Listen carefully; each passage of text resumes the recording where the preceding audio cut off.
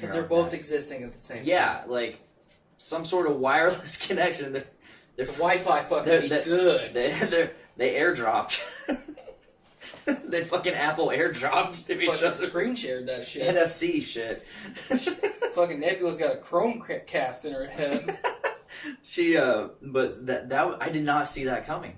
I didn't either. I thought that is one of the few moments in the story that I think you have to praise as being totally unique, totally original. And that's where the time travel really gets good. Yes. That is when the time travel gets good, in my opinion. I'm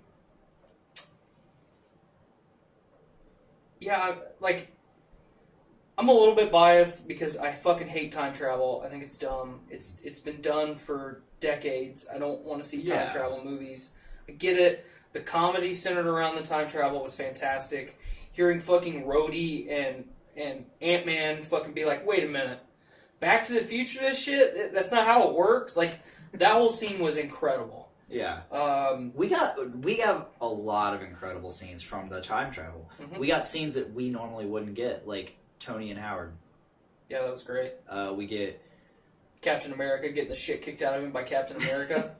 Which was okay. That was okay. And I wouldn't say that was one of the more hard hitting moments. Well, but I think it is because, and I said it during our little powwow. You see past Cap just kick the fuck out of future Cap. Yeah, and it makes sense. Cap has been beaten. He's been broken. He's been embarrassed. Yeah, and he's lost everything. I can keep going all day. Yeah, I know. Yeah, like it's perfect. It's perfect. We get Thor and Frigg. Yeah, that was tough for me. Yeah, that again, another incredible moment. Especially because, that scene with Banner and the Ancient One, I really appreciated that. And then you get almost the same exact scene with Thor and Frigg because she knows. Yeah. The moment she sees him, she knows everything. She can see into the future too. Mm-hmm. She knows. She knows that she's going to die that day. She just accepts it. Yeah. And she has to. You don't need to change anything for me. Just go on your own path. Change yourself. Yeah. Do it. So all those time travel scenes gave us something. They gave us moments that we normally wouldn't have. The Vormir one was tough. I've seen a lot of people complain about that here the last couple days. That. Well, just because I think people didn't understand that to get the Soul Stone, there's one way to do it. Yeah. You gotta pay the price. You gotta pay the fucking troll. You gotta pay the troll toll. Essentially. Like, you want this? Get trolled. Obviously, they weren't going to do it, but what if they sent Cap there with somebody and he saw Red Skull? Because there was all these reunions. Tony and Howard. You got... Yeah, Tony, so you got Tony, Cap and Peggy. Cap and Peggy. You had Thor and Frigg. Nebula and her fam.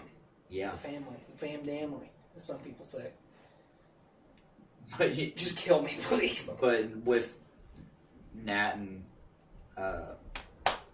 Hawkeye, his real name, Clint Barton. Nat and Clint. You don't get any reunion with anybody. It's you just get lost. You just see this guy that they don't know because he supposedly died in the 1940s, and then you get them fighting over who gets to die. I think now that we've seen the Red Skull again, I think it sets up, an easy way to bring him back in the future. Speaking of that, Loki. They just set up the TV show. Yeah, they did. They did. And that's cool. Because I thought, so for a second I was like, oh shit, he managed to get out of it. He changed things and now but then I was like, oh wait, but they went back in time further and got the thing. So he didn't get a chance to get it. But then I'm like, wait, Cap has to take it back to that time, so then he still gets it. Mm-hmm. Yeah, he created a parallel universe, is all he did. Mm-hmm. As the Ancient One describes. That'll be the TV show. That'll be cool. I accepted Tom Hiddleston's death in Infinity War when it happened. Me too. I like the character. Other people haven't. and that's fine. Looking at you, Miranda. I mean, I appreciate the character. The character was there solely so Thor could have more character development. I'm sorry, that's the only reason Loki was around. To be a throwaway villain.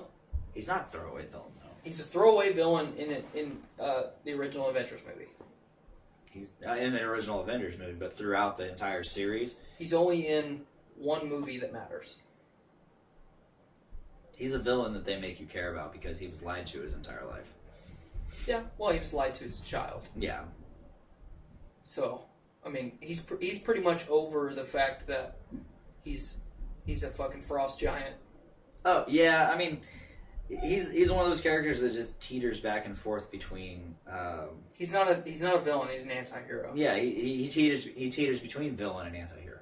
Yeah. So therefore, you kind of you root for him at times. Yeah, I mean, you gotta root for him. Yeah. But he's gone. He's dead. He's gone. He's gone. He dead. As I refer to, he is fucking dead. He's fucking dead. He's gone.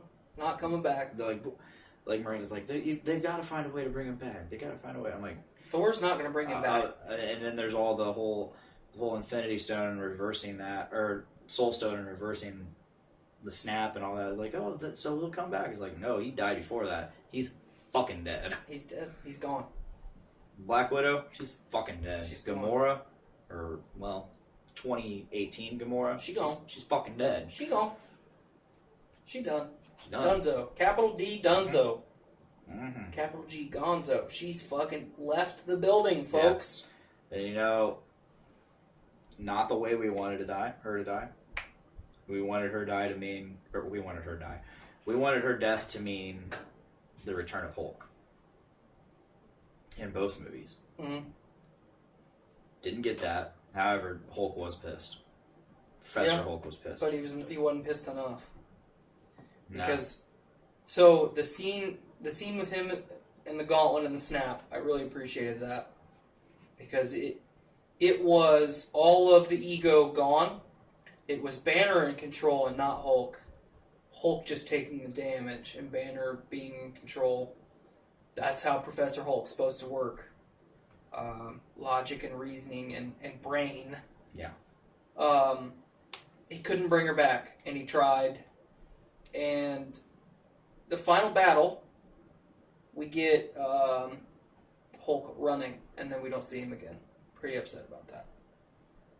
That's part of the reason I'm pissed. You got one of your heavy hitters who is slightly damaged. That's fine. He's got more than one hand, and the fucker hits hard. Yeah. So, let me see Hulk smashing some minions. Didn't see it.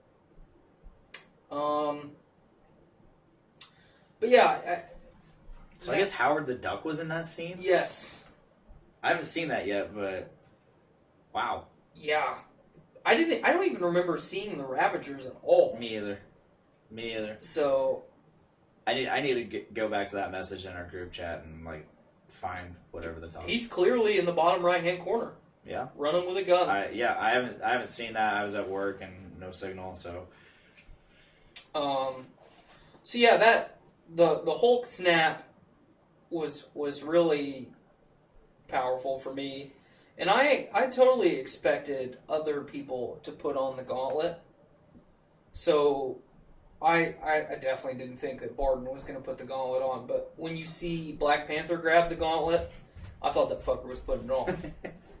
Yeah. When Spidey grabs it, he's not going to put it on. But when Captain Marvel put the gauntlet on, I thought, well, fuck, this is over, She might not even use it, but she's got it, Start fucking murking people. Yep. Didn't happen. Put it on so no one can take it away from you. No, there is no one there that's going to take it away from you. I get it. Plot. Some stuff's just dumb. And you gotta accept it for being dumb. So, Giant Man was cool. Mm-hmm. Extra large Giant Man. I really liked seeing Wasp as much as we did. Mm-hmm. I'm a big Evangeline Lilly fan, so I enjoyed seeing Valkyrie on her Pegasus. Oh yeah, that was cool. We never got that. fucking spear, just slicing and dicing. I enjoyed seeing Korg in the short time we saw Korg. Wasn't he carrying Meek? Yeah, He just had Meek. but he was also dressed up as Taika Waititi. Yes. Like how he normally would dress. I want to see more Meek. Meek just fucking triple, quadruple fisting pizza because he's got multiple fucking arms. Yep. I will say this: I wanted to see an after credit scene, not a serious one that connects anything, but like, just like you're at some, it's just poof, camera starts right in front of a house. Kid's bedroom. Yeah, kids fucking, or no, you just see like a thunder crash through the house, and camera pans into the fucking kid's room, and it's this kid talking shit playing video games, and here's Thor there to scare the shit out of Fat Thor. Still Fat Thor. And it's like we get that moment of like he went to that kid's house. Yeah, I would have appreciated that. And that's the stupid after credit scene we get. That's the only bullshit we get. That was funny.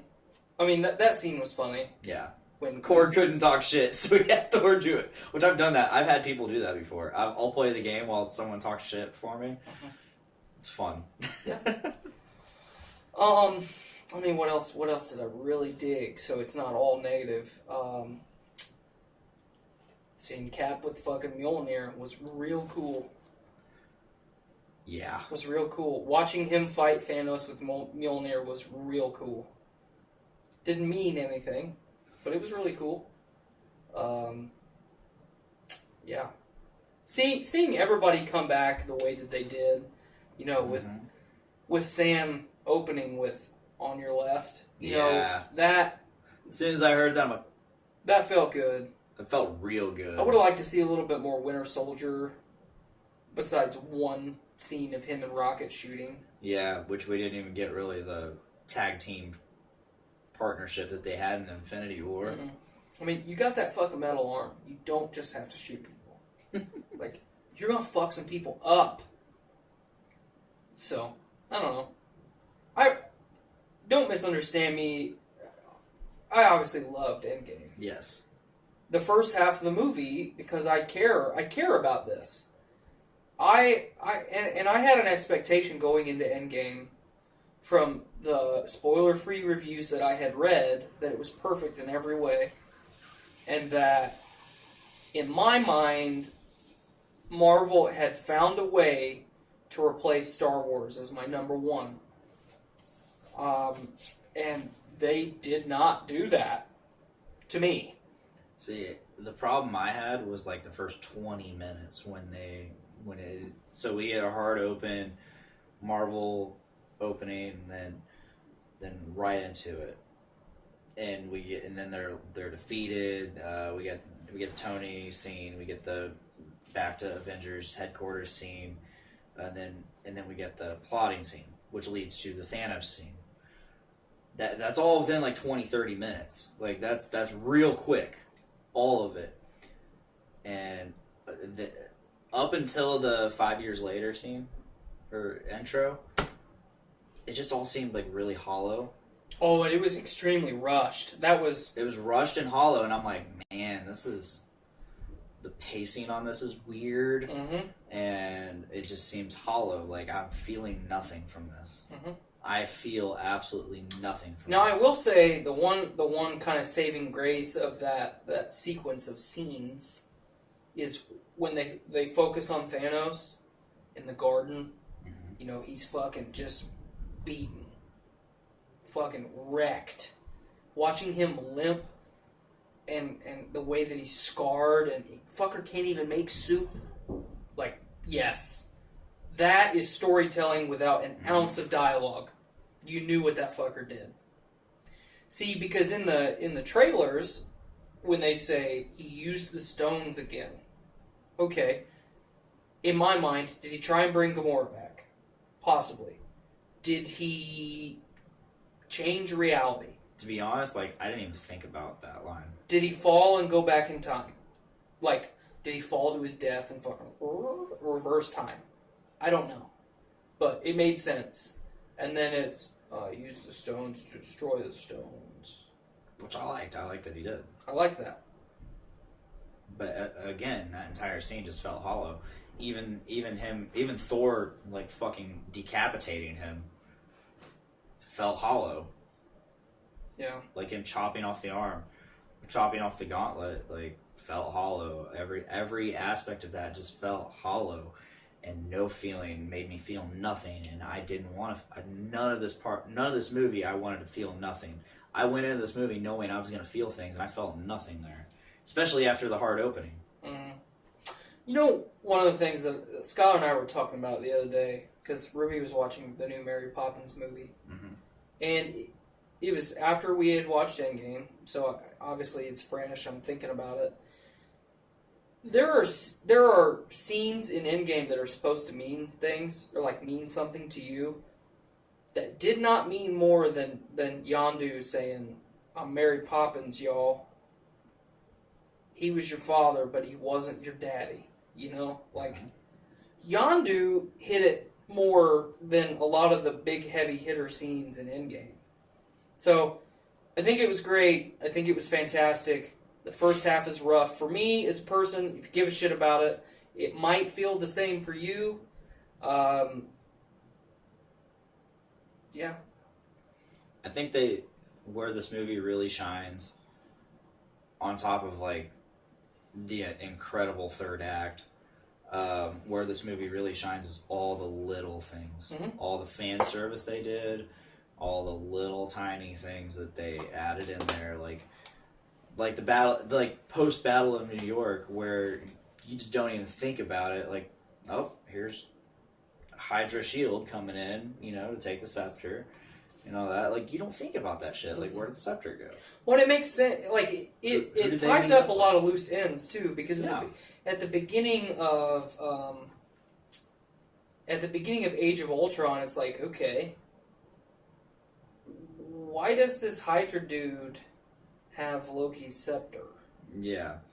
But then it's like, if you watch Winter Soldier, you go, right. Oh yeah, S.H.I.E.L.D. is Hydra. Right. So, but I never, like, obviously, you see the line drawn in the sand there. It's like, okay, they were Hydra, that's how they had the scepter. But in Age of Ultron, it's just like, I remember watching that and being like, okay, S.H.I.E.L.D. was Hydra, but, like, they haven't taken care of this yet? Like, why's this motherfucker got the scepter? So.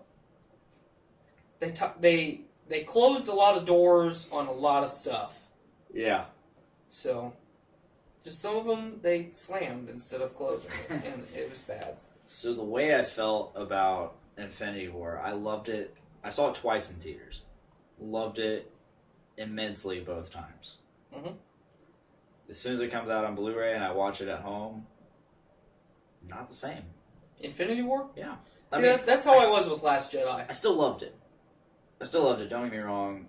But, like, every time I've watched Infinity War at home, I just don't have the same love for it that I had in the theaters. And I'm not attributing that to the environment and setting that I was in, like the experience of the theater. I'm not attributing it that. I'm just like, okay, I've seen it, whatever. That's how I'm feeling. I want to know how Endgame translates. As far as Phase 4? Or no, you mean from theater to home? From theater to home, in terms of, like, I've seen this already. Where there are a lot of movies where, like, I can't fucking wait till it's out so I can watch this at home again and again and again. Right. Like, when I watched Infinity War again, I was like, cool. It's just a really good movie. Let me rephrase that. It's just a really solid movie. Yeah. Because I remember, when you and I left Infinity War, because I saw it once with you and I saw it once with Brandon. I saw it once with you and once with Miranda. When Brandon and I left the theater, we talked about a lot.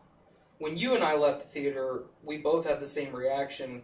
We want to talk about things, but we need to process what the fuck just happened. Yeah. And I have not seen an Endgame again since I saw it on Friday. Yeah, same. I don't know that I'm going to. I really want to see it again. Just because I want Initially, to digest all those little things that I didn't get to see the first time. Well, and initially I told Skylar when we were leaving the theater, I can't wait to see this movie again. But now that I've thought about a lot of the stuff and I've analyzed and, I've had 3 different conversations with people about it over an hour pretty much, I don't know that I need to. Yeah. I don't know that I want to. Yeah, I definitely didn't get this much discussion between viewings of Infinity War. I LaFiCon all weekend. We talked about it. I come into work yesterday, talked about. Yesterday was really fucked up because I not only had an Endgame to talk about, I had Game of Thrones to talk about, and there are people there that I can talk both with. There are people there I can only talk one with. Right. So that kind of did help it out because I could get my Game of Thrones fix over here and I get my Endgame. I could get both over here, but I'm gonna go with Endgame over here. With Brandon, I got a good mixture of both. I want to sit down and talk Endgame with Brandon when I get the chance or when he's available. Mm-hmm. I know he's busy, much like the rest of us. Yeah. Yeah, I mean, realistically, I'll see it again before it's out of theaters. I mean, and then I'll watch it again when it comes, Well, my big thing with Infinity War was I didn't even dive into the movie again. I just went straight into the special features. Really? All the extras. I watched every bit of it because I wanted to dive into that movie. And I'm going to do the exact same thing with this one. Yeah. All the deleted scenes, bloopers, behind the scenes. Yeah, I really look forward to seeing what they cut from the film. Because I will say this, if they added 30 to 45 minutes more of runtime, I would have sat in the theater and watched it. No problem. Oh, absolutely.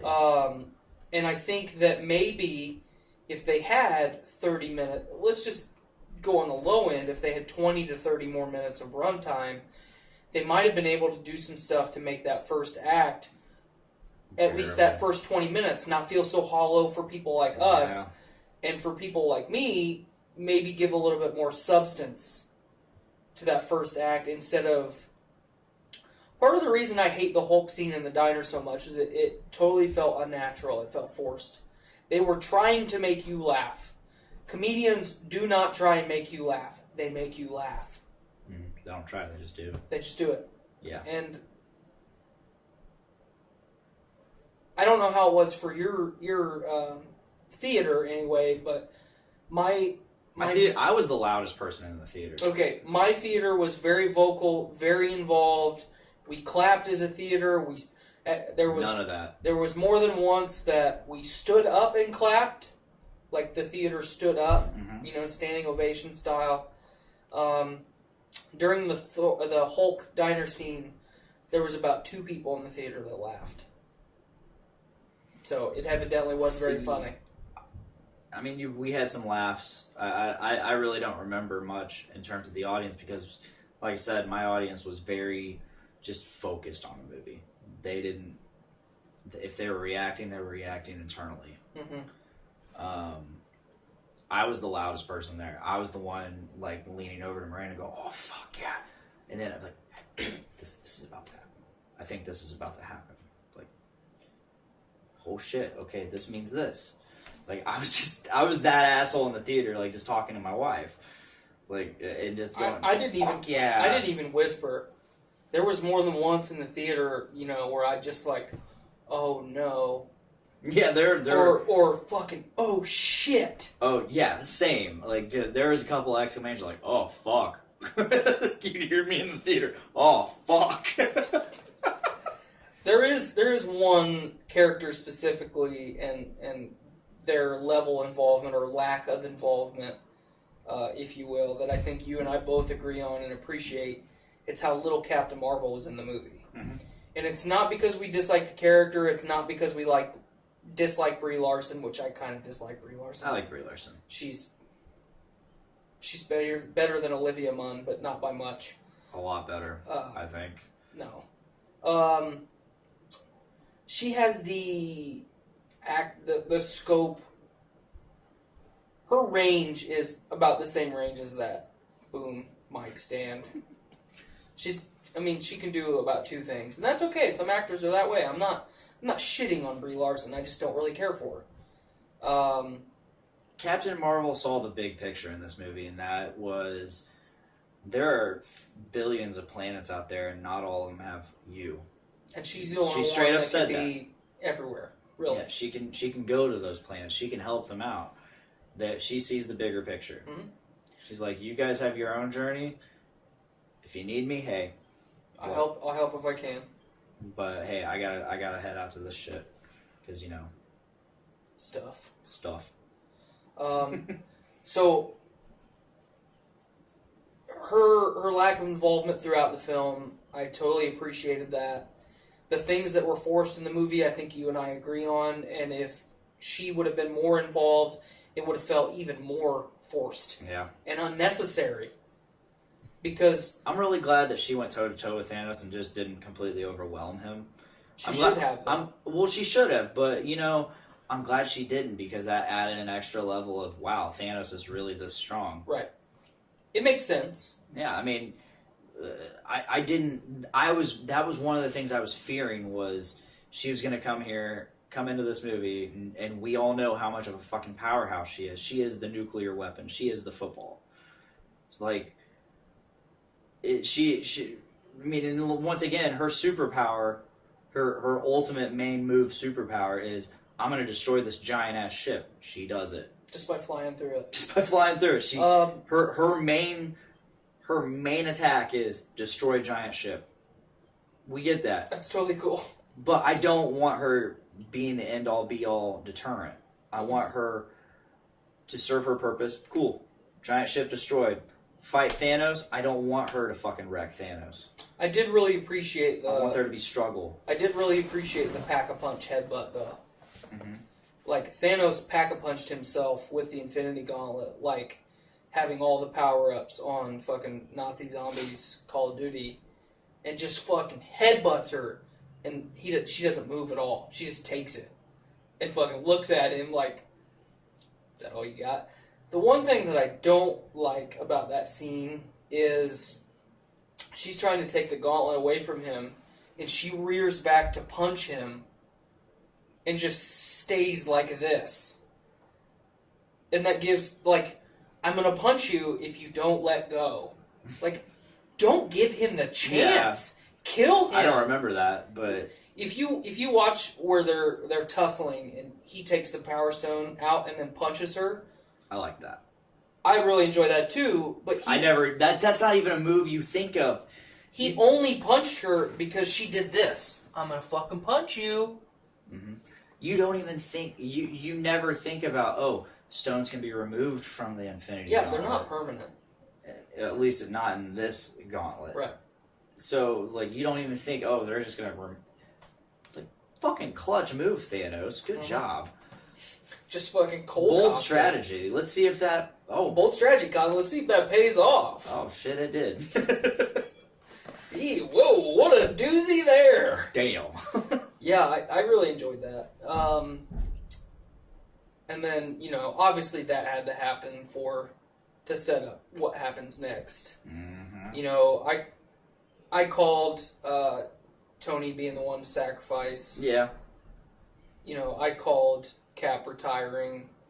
So, not that I'm being smug about it in any way, because that's not my intention here.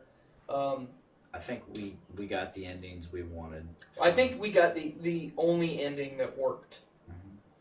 Because if Cap would have sacrificed himself the way that Tony did, you would not have had that satisfaction of Cap finally getting to retire and not have to fight anymore. And that was, like, in so many ways, that is so satisfying to me. To just, you finally did it. You don't have to fight anymore. Like, it's just, for his character, his whole arc from the first Avenger all the way to Endgame, there is no other way that you could have done that and it been good. And just think, so he stayed back in time, so all those years he had